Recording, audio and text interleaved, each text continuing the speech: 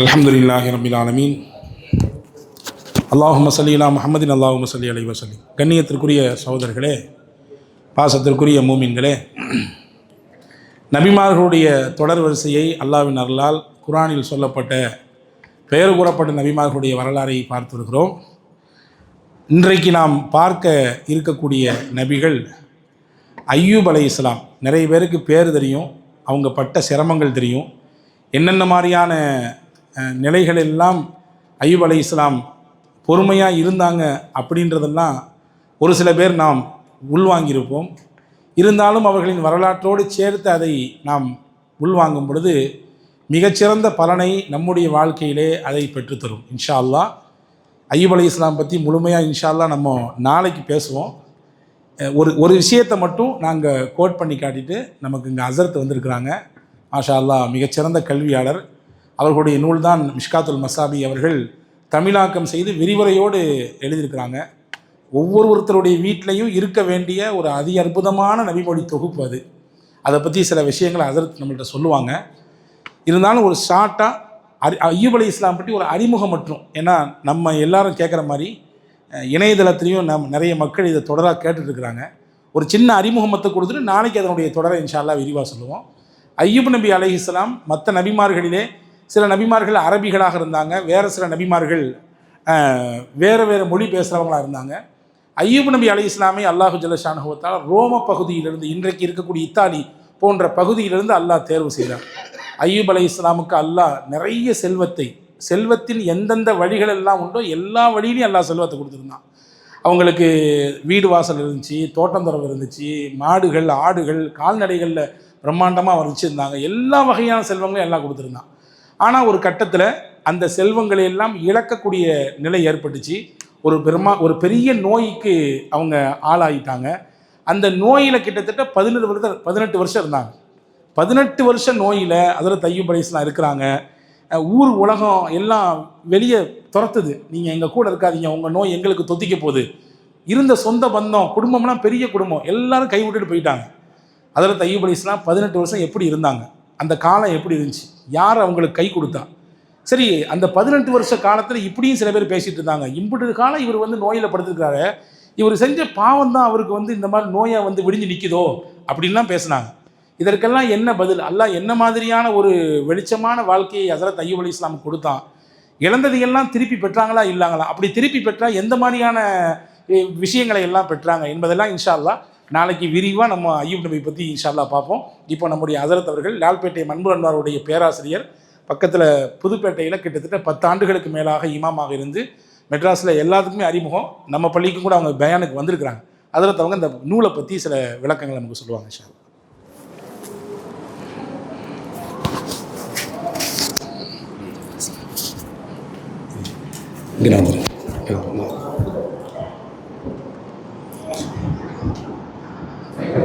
அஸ்ஸலாமு அலைக்கும் வரஹ்மத்துல்லாஹி வபரகாத்துஹு. என்னைமிக்க அல்லாஹ்வின் நேசர்களே, அல்லாஹ்வின் அடியார்களே, அருமையான வாலிப சகோதரர்களே, நாள்தோறும் தராவி தொழுகைக்கு பிறகு ஹஸரத் பேசுகிறத நாங்கள் கூட கேட்குறோம். இது ஒளிபரப்புறது அவ்வளோ பெரிய பாக்கியம். நபிகள் நாயகம் ஸல்லல்லாஹு அலைஹி வஸல்லம் சுபு தொழுத உடனே மெஹராபிலே சஹாபாக்களுக்கு சொர்க்க நரகத்தை காமிச்சதா ஹதீஸ் ஷரீஃபில் பார்க்குறோம். செவுத்தில் 1400 வருஷத்துக்கு முந்தையே சொர்க்க நரகத்தை ஸல்லல்லாஹு அலைஹி வஸல்லம் காமிச்சிட்டாங்க. அல்லாஹ்வை நம்பினவங்க செவுத்தில் காமிச்சாங்க. இப்போ நாம் எலக்ட்ரானிக்கை நம்புறதுனால செவுத்தில் ஒட்டி வச்சுருக்கிற அந்த டிவியை வச்சு உலகத்தில் எல்லாம் நடக்கிறத பார்க்குறோம். எல்லா விஷயத்தையுமே இந்த உம்மத்திற்கு பெருமானார் ஸல்லல்லாஹு அலைஹி வஸல்லம் சொல்லிட்டு போயிட்டாங்க. குர்ஆனுடைய முதல் விரிவுரை நபிகள் நாயகம் ஸல்லல்லாஹு அலைஹி வஸல்லம் தான். அதுக்கு பிறகு சஹாபாக்கள், அதுக்கு பிறகு இமாம்கள். அதனுடைய விளக்கங்கள் கியாமத்தினால வர வந்துக்கிட்டே இருக்கும். குர்ஆனுடைய விளக்கங்கள் ஒரு 23 வருஷமாக 2 ஆயத்து 3 ஆயத்து நாள்தோறும் என்ற ரீதியில் ரசூலுல்லாஹ் அவருக்கு அல்லாஹ் கொடுத்தான். இன்ஷா அல்லாஹ் இன்றைக்கி தராவீஹ் கிட்டத்தட்ட 14 நினைக்கிறேன், 18 ஜுஸு தாண்டியாச்சு. ஒரு 27 நாளில் ஒரு 30 ஜுஸுவை ஆண்டுதோறும் கேட்கிற ஒரு பாக்கியத்தை நாம் எல்லாம் பெற்றிருக்கிறோம். இந்த குர்ஆனை வச்சு தான் இந்த மாதத்திற்கே சிறப்பு. நோன்பு வைக்கிறோம், ஜக்காத்து கொடுக்குறோம், எல்லா நல்ல காரியங்கள் ரமலான் செஞ்சாலும் கூட அவ்வளவும் குர்ஆனுக்குள்ளே இருக்குது.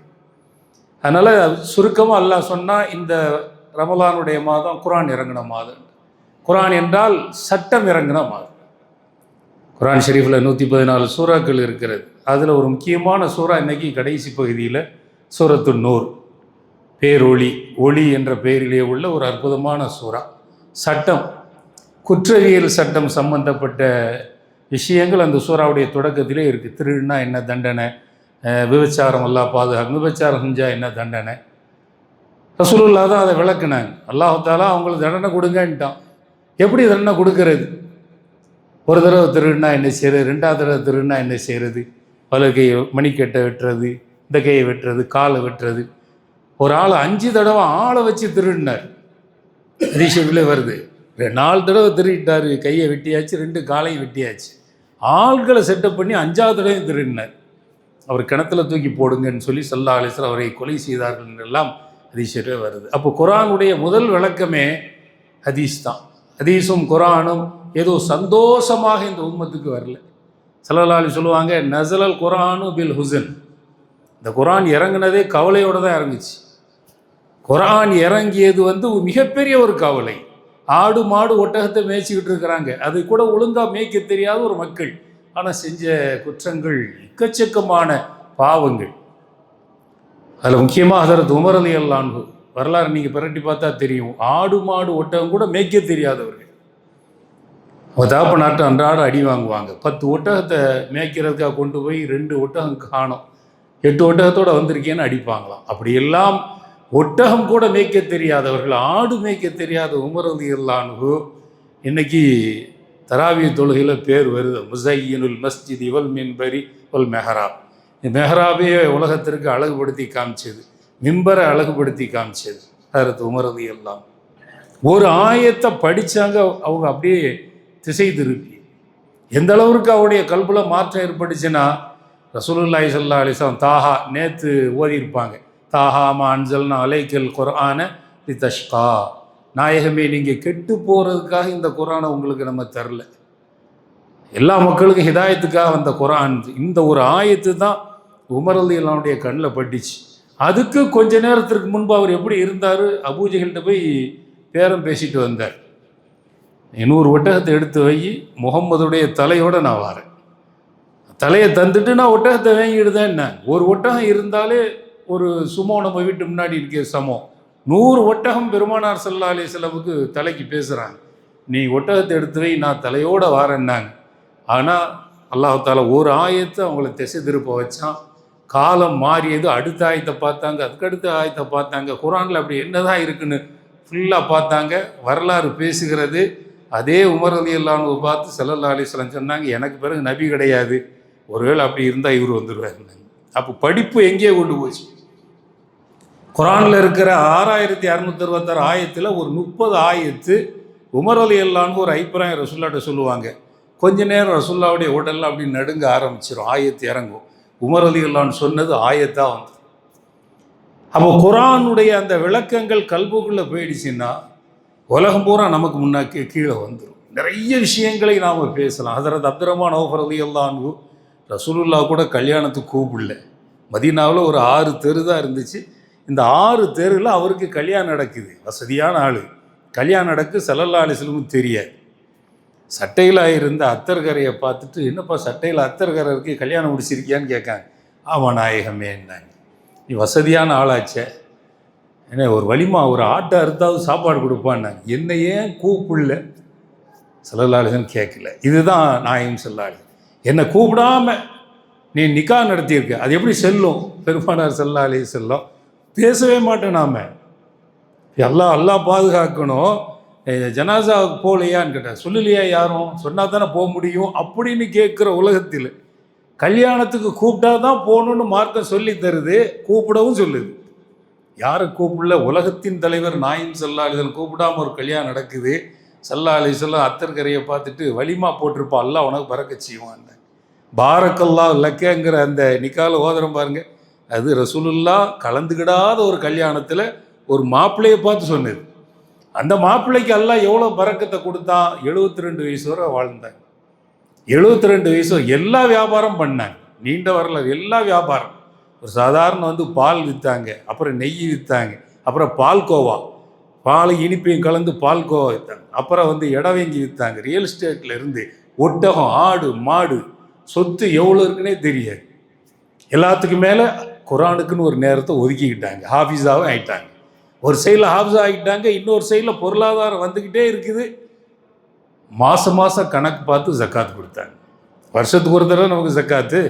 மாதம் அவங்ககிட்ட கேட்குறாங்க, இவ்வளவு பொருளாதாரம் உங்களுக்கு எப்படி வந்துச்சுன்னு கேட்கும்போது, நான் மாதம் மாதம் கணக்கு பண்ணி ஒரு பகுதியை நான் வச்சுக்கிடுவேன், 3 பகுதியை ஆக்கி இன்னொரு பகுதியை சொந்தக்காரன் கொடுப்பேன், இன்னொரு பகுதியை ஏழைகள் கொடுத்துருவேன். நாங்கள் மாதம் மாதம் எங்கே இருக்குன்னே அவங்களுக்கு அவ்வளோ சொத்து இருக்குன்னே தெரியாது. அல்லாஹ் தாலா அவங்களுடைய வாழ்க்கை அவ்வளோ சிறப்பாக்கி வச்சான். வரலாற்றில் ஹதீஸ் ஷரீஃபில் வருது, கடைசி நேரத்தில் தங்க சுரங்கத்தை வாங்குற அளவுக்கு பொருளாதாரம், தங்க வியாபாரம் செஞ்சு தங்க சுரங்கத்தை வாங்கினாங்க. சுரங்கத்தை வாங்கினாங்க. வஃபாத்தானதுக்கு பிறகு அவருடைய சொந்தக்காரங்க கோடாரியை வச்சு அதை வெட்டி எடுத்து கையெல்லாம் ரத்தமாயிட்டான். விட்டுட்டு போன சொத்து, இவ்வளோ சொத்து இருந்தாலும் குரான் அவங்க விடலை. எந்த சஹாபிக்கும் கிடைக்காத மிகப்பெரிய பாக்கியம் அவங்களுக்கு கிடைச்சிச்சு. அவங்களுக்கு எப்படி தெரியுமா, தபுக் போரில் ரசூலுல்லாஹி ஸல்லல்லாஹு அலைஹி வஸல்லம் தொழ வைக்க கொஞ்சம் லேட் ஆகிட்டு, லேட் ஆகிட்டு, எல்லோரும் அவரை தள்ளி விட்டாங்க, நீங்கள் தொழ வைங்க அப்படின்னு. இல்லை ரசூலுல்லாஹ் அவர்ட்டுனாங்க, இல்லை போங்க டைம் ஆகிடுச்சின்னு தள்ளி விட்டாங்க. தொழுதாச்சு. சலாம் கூட திரும்பி பார்க்காரு. ஸல்லல்லாஹு அலைஹி வஸல்லம் ஒரு ரக்காத்து லேட்டாக வந்து செஞ்சு தொழுகிறாங்க. எப்படி இருக்கும் மனசு? அப்படியே படபடக்கு. ஸல்லல்லாஹு அலைஹி வஸல்லம் தொழுது முடிச்சுட்டு, அஹ்சன்த யா அப்துர் ரஹ்மான், அப்துர் ரஹ்மானே நீ நல்லது தான் செஞ்சுருக்கிற, நீ செஞ்சது நல்லது தான் அப்படின்னாங்க. இவ்வளோ வசதி இருந்து குரான் அவங்கள்ட்ட இருந்ததுனால ஸல்லல்லாஹு அலைஹி வஸல்லம் அவங்க பின்னாடி நின்று தொழுதுட்டு அஹ்சன்த சொன்னாங்க. நபிகள் நாயகம் ஸல்லல்லாஹு அலைஹி வஸல்லம் என் என்னுடைய சொத்து பூரா பைத்துல் மால்க்கு, என் சொந்தக்காரங்க, என் பிள்ளைகளோ, என்னுடைய மனைவிமார்கள் யாரும் நான் இறந்த பிறகு என் சொத்தை எடுக்கக்கூடாது, எல்லாம் பைத்துல் மால்க்குன்ட்டாங்க. அருமையான நேசர்களே, அந்த நேரத்தை அப்படியே பார்த்துக்கிட்டு இருந்தான். உலகத்தில் யாராவது சம்மதிப்பாங்களா? உங்களை எனக்கு பிடிக்கலங்க, என்னை விட்டுருங்க, சொத்தில் பாதி தந்துடணும்னு சொல்லி மனைவி கேட்குற உலகத்தில் வாழ்ந்துக்கிட்டு இருக்கோம். சேர்ந்து வாழ்கிறதுக்கு இல்லை, என்னை நீங்கள் தலாக் விட்டுருங்க, நான் இப்போ தப்பே எழுதேன், ஆனால் பாய் சொத்து எனக்கு தான். 9 மனைவிமார்கள் அந்த நேரத்தில் இருந்தாங்க. ஃபாத்திமா அம்மா இருந்தாங்க, ஜெய்னப் அம்மா இருந்தாங்க, நபிகள் நாயகம் ஸல்லல்லாஹு அலைஹி வஸல்லம் பிள்ளைகள்லாம் இருந்தாங்க. ஒருத்தர் கூட எங்களுக்கு சொத்து தராமல் பள்ளியாசல் எழுதி வச்சுருக்கீங்க, பைத்துல் மால்க்குன்னு கேட்கவே இல்லை. ஆனால் இதை ஹஸரத் அப்துர் ரஹ்மான் ரலியல்லாஹு தஆலா பார்த்துட்டு எல்லாரும் அமைதியாக இருக்காங்க. ரசூலுல்லாஹ் பைத்துல் மால்க்குறாங்கன்னு சொல்லிட்டு நாயகம் ஸல்லல்லாஹு அலைஹி வஸல்லம் சொன்னாங்க, நாயகமே நான் ஒரு 4 லட்ச ரூபா மதிப்புள்ள ஒரு பேரிந்த தோட்டம் வச்சுருக்கேன், அதில் வர்ற வருமானம் பூரா உங்கள் மனைவிமார்களுக்கு போயிடணும் அப்படின்னு. நீங்கள் அங்கே கொடுத்தீங்கன்னா நான் உங்கள் மனைவிமார்களுக்கு கொடுக்குறேன். அந்த சொத்தெல்லாம் ஆயிஷா அம்மா மாதிரி உள்ள மனைவிமார்களுக்கு வந்துச்சு. ஒரு கட்டம் 900 ஒட்டகம் மஸ்ஜித் நபவி முன்னாடி வியாபார சரக்கோடு போயிட்டு இருக்கு. ஆயிஷா அம்மா மதீனா குலுங்குது. ஆயிஷா அம்மா கேட்குறாங்க, என்ன மதீனா குலுங்குது, மதீனாவில் பூகம்பம் வராத, மதீனா ஏன் ஆடுது, வெளியே போய் பாருன்னாங்க. வியாபார ஒட்டக சரக்கோடு போகுது. யாருக்குள்ளது? அப்துர் ரஹ்மான் அவுஃபுக்குள்ளது. அவங்களுக்கு சொத்துலாம் கொடுத்துருக்காங்க, பேரி தந்தோம் இருந்துன்னு சொன்னாங்க. அந்த 900 ஒட்டகையும் தர்மம் பண்ணி அவரை சொர்க்கத்துக்கு போக சொல்லுங்க அப்படின்னாங்க. அந்த அம்மா வந்து சொல்லுது, ஆயிஷா அம்மா அவங்கள்ட்ட இப்படி சொன்னாங்க, இதெல்லாம் தர்மம் பண்ணிடணுமா அப்படின்னு. நேரு வந்து ஆயிஷா அம்மாட்ட கேட்டு, நீங்கள் சொன்னதாக கேள்விப்பட்டேன், ஆமான்னு. அப்படியே தர்மம் பண்ண.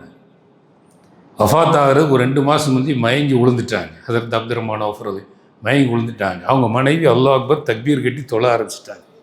நல்லா அப்படி தான் சொல்கிறான், அவங்களுக்கு ஒரு பிரச்சனை வந்ததுன்னா தொழுங்க, பிரச்சனை சால்வ் ஆகிடும். உடனே ஆம்புலன்ஸ் அது ரொம்ப நிலைமை. அவங்க தக்பீர் கட்டினாங்க, தொழுது கொஞ்ச நேரத்தில் அவங்க மயங்கி விழுந்தாங்க, அப்புறம் முழிச்சிட்டாங்க. அப்போ அவங்க சொல்கிறாங்க, என் மயக்கத்தில் 2 மலக்கள் என்னை விசாரணைக்காக கூப்பிட்டு போகிறாங்க. எதிரில் ஒரு மலக்கு வந்து, இவரை விசாரணை கூப்பிட்டு போகிறீங்க, இவர் அஷரத்தை முபஷரா, சொர்க்கத்தை கொண்டு நன்மாராயம் செய்யப்பட்ட 10 மலக்களை இவர் ஒருத்தர்னு சொல்லி ரசூலுல்லாஹ் சொல்லியிருக்காங்க. அவர் விசாரணைலாம் கிடையாதுன்னொன்னே விட்டுருந்தாங்க. அந்த 2 மலக்கு விடும்போது மயக்கம் தெளியுது. ஒரு மரண அறிகுறி கொரோனாவில் வந்துட்டு போச்சு. அதுக்கு பிறகு நம்மளுடைய வாழ்க்கை எப்படி இருக்குது? ஆனால் ஹஸரத் அப்துர் ரஹ்மான் அவுஃப் ரலியல்லாஹு அன்ஹுவுக்கு ஒரு மயக்கம் வந்து ஒரு முன்கூட்டி ஒரு எச்சரிக்கை. அதுக்கு பிறகு தான் சொத்தெல்லாம் குடும்பத்தெல்லாம் கூப்பிட்டு யார் யார் என்னென்ன வைக்கணும்லாம் சொல்லிட்டு போகிறாங்க. அருமையான பெருமக்களே, நபிகள் நாயகம் ஸல்லல்லாஹு அலைஹி வஸல்லம் அவங்களுடைய குணத்திற்கும் அவங்களோட இருந்த சஹாபாக்குடைய குணத்திற்கும் எல்லோரோடும் ரசூலுல்லாஹி ஸல்லல்லாஹு அலைஹி வஸல்லம் இருக்க வேண்டும், ரசூலுல்லாவோடு நாம் எல்லாரும் இருக்கணும். இதுதான் ஈமானுடைய தத்துவம். அப்போ அந்த நாயகம் ஸல்லல்லாஹு அலைஹி வஸல்லம் சஹாபாக்கள் கூட இருந்தாங்க. வஃபாத்துக்கு பிறகு கூட காலித் ரலியல்லாஹு அன்ஹு முடியை வாங்கி தலையில் தொப்பியில் வச்சுக்கிட்டாங்க. அதற்கு ரசூலுல்லாவுடைய சொந்த மச்சின முஆவியா ரலியல்லாஹு அன்ஹு ரசூலுல்லாஹ் நகை வெட்டும் போது நகத்தை வாங்கி பொடியாக்கி கண்ணில் வைக்கிற ஒரு டப்பியில் வச்சுக்கிட்டாங்க. அவங்க பிள்ளைகள் கேட்டாங்க, இது என்ன பாவான்னாங்க. ஸல்லல்லாஹு அலைஹி வஸல்லம் நகை பொடி, நான் இறந்துட்டா கபூரில் உன்னுடைய நபி யார் என்று கேட்கும்போது, நபி என்னுடைய நபி ரசூலுல்லாங்கிறது என் உடல்லே அடையாளம் இருக்குது. ரசூலுல்லாவுடைய நகைப்பொடி என் கண்ணில், காதில், மூக்கில் எல்லாத்தையும் வச்சு நீங்கள் என்ன அடக்கணும். இது இருக்கிற சஹாபாக்கள் ரசூலுல்லாஹி ஸல்லல்லாஹு அலைஹி வஸல்லம் இப்படி நெருக்கமாக இருந்தாங்க.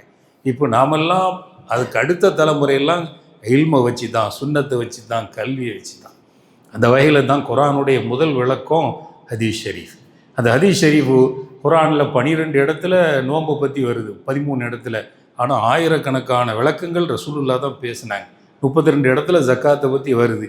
ஆயிரக்கணக்கான விளக்கங்கள், யாரு கொடுக்கணும், எப்படி கொடுக்கணும், கேள்வி ஜக்காத்தை பற்றி நிறைய கேள்விகள் வருது. அதற்கு நான் 20 பவுன் பேங்கில் அடவு வச்சுட்டேன், அதற்கு அடவு வைக்கிற தப்பு தான், ஏதோ வச்சுட்டேன், இப்போ நான் ஜக்காத்து கொடுக்கணுமா, என்கிட்ட கொடுக்குற காசு இல்லையே. மார்க்கம் சொல்லி தருது, ஜக்காத்து உங்களுக்கு கடமை ஆயிடுச்சு, உங்கள் நகை தானே இருக்குது, உங்கள் நகை தான் இருக்குது, அதுக்கு ஜக்காத்து கடமை தான். ஆனால் இப்போ தர இல்லைன்னா உங்கள் பேரில் இருக்கும். ஒரு 2 வருஷம் கழித்து உங்களுக்கு காசு வந்துருச்சுன்னா 2 வருஷத்துக்கு முந்தி உள்ள ஜக்காத்தை கொடுத்துடணும். இல்லை அது டைம் கடந்து போச்சுலாம் சொல்ல முடியாதுன்னு சொல்லி இப்படி எல்லா விஷயத்தையும் இந்த உம்மத்துக்கு சொல்லிட்டு போனாங்க பெருமானார் ஸல்லல்லாஹு அலைஹி வஸல்லம். சொல்லிட்டு சொன்னாங்க, ஒரு 40 ஹதீஸை மனப்பாடம் பண்ணால் நீங்கள் சொர்க்கவாசி. புகாரி இமாம் 6 லட்சம் ஹதீஸை மனப்பாடம் பண்ணி அதை ஃபில்டர் பண்ணி ஒரு 7000 ஹதீஸை இந்த உம்மத்துக்கு கொடுத்தாங்க. அதுதான் எல்லா தமிழில் ரஷ்யா, அவங்க பிறந்த ஊர் ரஷ்யா தான். ஆனால் அந்த மக்களுக்கு நசீப் இல்லை. புகாரி இமாமை துரத்திட்டாங்க, அது நீண்ட செய்தி. ஆனால் நாம் அதை குர்ஆனுக்கு அடுத்த கித்தாபு புகாரி ஷரீஃப்னு அது 7 பாகம் தமிழில் டிரான்ஸ்லேஷன் ஆகி வந்து எல்லா பள்ளிகள்லையும் இருக்குது. அந்த புகாரி கித்தாப் மாதிரி கிட்டத்தட்ட ஒரு 20 கித்தாப்லேருந்து எடுத்து எழுதப்பட்ட கித்தாப் தான் மிஷ்காத்துல் மசாபி. மிஷ்காத்துல் மசாபின்னா விளக்குகளுடைய மாடாக்குழி.